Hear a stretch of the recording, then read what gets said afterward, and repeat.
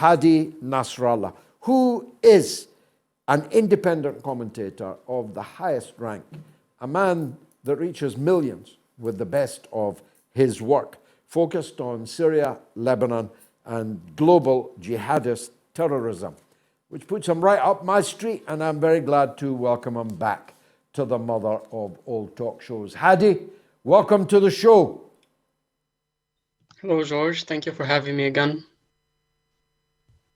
My condolences, first of all, to the people of Turkey and Syria, and also Palestine, who have now suffered this totally devastating earthquake, which has killed many thousands of people, maimed many thousands more, and caused the homelessness and complete dereliction of many hundreds of thousands of people. Can you bring us up to date with the scale of the carnage? So, first of all, let's talk at the beginning when the earthquake happened. It happened across the entire region, and one of the main cities that was affected is Beirut, where my family lives right now, and we all thought that something big was going on. The next morning, we woke up to find out that the earthquake did a big one happen in Turkey, and its aftermath were devastating parts of Syria, which is northern Syria, close to the borders of Turkey, where the earthquake initially happened.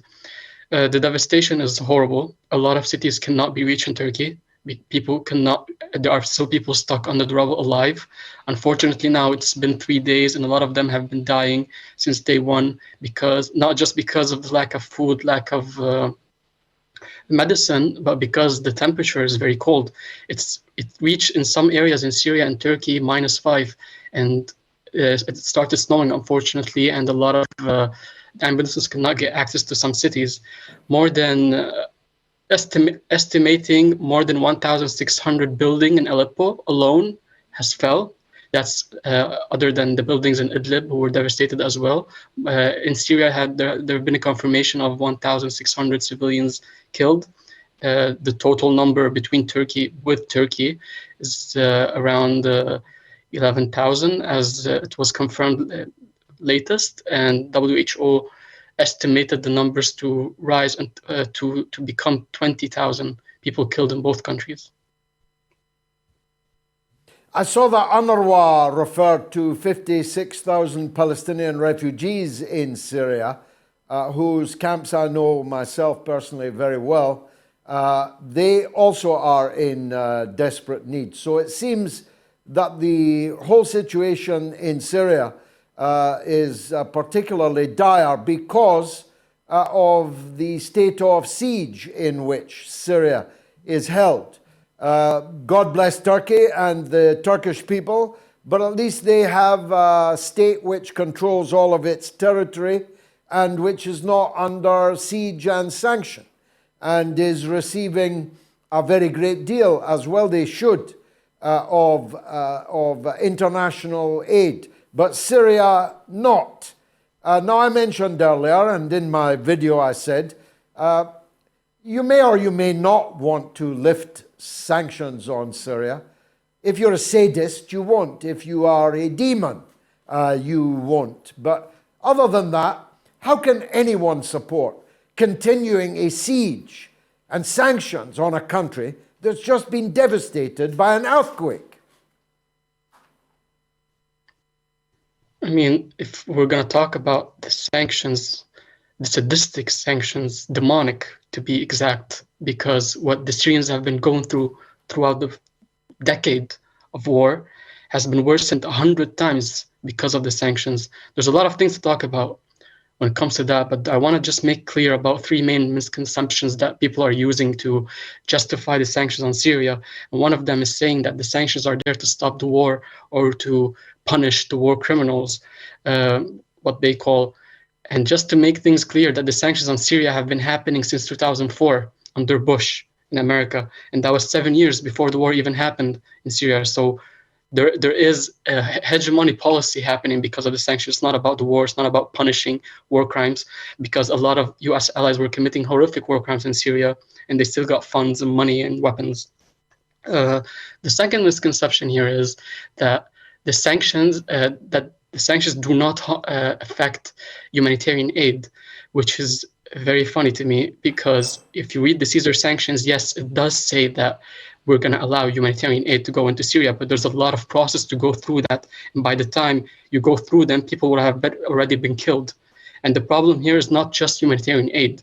People need to rebuild their homes. I'm not just going to go to some family who lost their home in Aleppo and give them one sandwich and a few bandage and then tell them, oh, you can't rebuild your home, you can't get actual medicine, you can't do surgery, just because the hospitals, all industries, or health departments are sanctioned by the US. Our problem here is not just humanitarian aid, it's the lives of Syrians that have been affected daily in all ways because of the sanctions. The third thing is here that some people are saying sanctions are not the real issue in Syria. I'm just going to give one example. Just ask that question to the 500,000, 500,000 Iraqi child who have been killed by sanctions. And one of the officials of the US regime said that the price was worth it. This is not what we want to repeat in Syria. So for me is quite so. And unfortunately, So let's move on. Yeah, let's move on. What is the state of affairs on this? The Syrian government, I saw the foreign minister, Magdad, call for a lifting of the sanctions to allow aid to flow to the people of Syria. Has there been an official response to that? There hasn't been an official response to that specifically, but I can assure you that that came only after some countries and some friends in Syria already broke the siege by neglecting completely the Caesar Act. And they basically belittled the US decision on sanctioning Syria, which pressured the US to come out and say, oh, no, we're allowing humanitarian aid, which is completely not true. They were not allowing, and a lot of countries, including Greece, they refused to help Syria because of the sanctions. So the countries who actually went there and helped Syria, they did that despite the US decision. Yeah, for sure. And those were Iran and Russia. There may be one or two others, but Iran and Russia, there are like around 6 countries who absolutely Pakistan. know about it. I've seen the Pakistan also. I've seen the airplanes there. But it's about money. For example, I could not send money right now if I wanted to, and I do. I want to send money to the suffering people in Syria. I cannot, because there are, under the Caesar Act, complete financial sanctions on Syria. Yes, and the horrific part here is, if we want to talk about funds, let's give an example about GoFundMe, which is, everyone knows what GoFundMe is. They already shut down more than 42 funds with over 10K euros and dollars that the money was going to Syria. They shut them down and they froze the money. Literally hours later, they posted a tweet, said that, congratulations, we raised 100K on GoFundMe for the white helmets. So this is the hypocrisy we're talking about here. So you allow funds for groups who are openly working with terrorist organizations, and you stop funds and you freeze all the funds that have been raised to innocent civilians in cities like Aleppo, just because they are under some inhumane sanctions that have been imposed by a regime that's responsible for devastating entire regions on this planet. Now, Aleppo is, of course, one of the jewels of the Orient. I know it well. It's had a British honorary consul for 800 years in Aleppo. 800 years, the very first diplomatic post, because of its strategic importance on the Silk Road. 800 years it has had a British honorary consul there. I know the family well. It is liberated from ISIS and Al-Qaeda and the alphabet soup of extremist throat cutters that held it prisoner for so long. You'd think the British and the others would be rushing aid into Aleppo. wouldn't you? Well, I'm not surprised that they're not, because they already been responsible for destroying Aleppo before. Why would they want to help it now? During the siege of Aleppo 2016, when it was being bombed indiscriminately by jihadists backed directly by the UK and the US. So I don't think they feel bad. And just to make things, to give even like more, highlight more about the hypocrisy of the UK and the US and other Western countries, they spent billions of dollars to help, and NATO, to help the jihadists in Idlib. They were using three main entrances from the Turkish borders. The entrances are open now. All the roads are open, but none of them gave $1 or sent one volunteer to help the people of Idlib right now under the rubble because of the earthquake. So you gave billions to those people to carry weapons and fight for you, but now when they actually need you, you don't come and help them. And they are in Idlib, so they don't need to talk with Bashar al-Assad. They've already been entering illegally to Syria from Turkey to Idlib and some parts of North Syria. Now those roads are open, and you're not entering to help the same people you armed to fight Bashar al-Assad, but now you're leaving them just to die.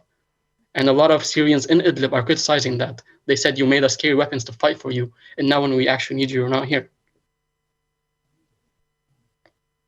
That's very powerful, Hadi.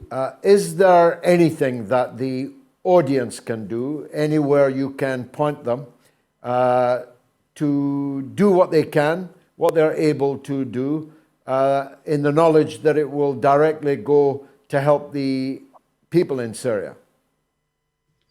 There's a lot of things people can do, and one of them is basically donating to a lot of there's a lot of humanitarian organizations working on the ground in Syria who are helping everyone, and they're posting all the funds where they're going, everything that they're buying for the Syrians. And I would direct everyone to the Red Crescent, which is the official one helping most of the Syrians right now. And if you go on their Twitter, they can show you the links where to donate, how to send money, and how you can help around the world. Hadi Nasrallah, thank you, and God bless the people of Lebanon, Syria, Turkey, Palestine, and all those affected in this region.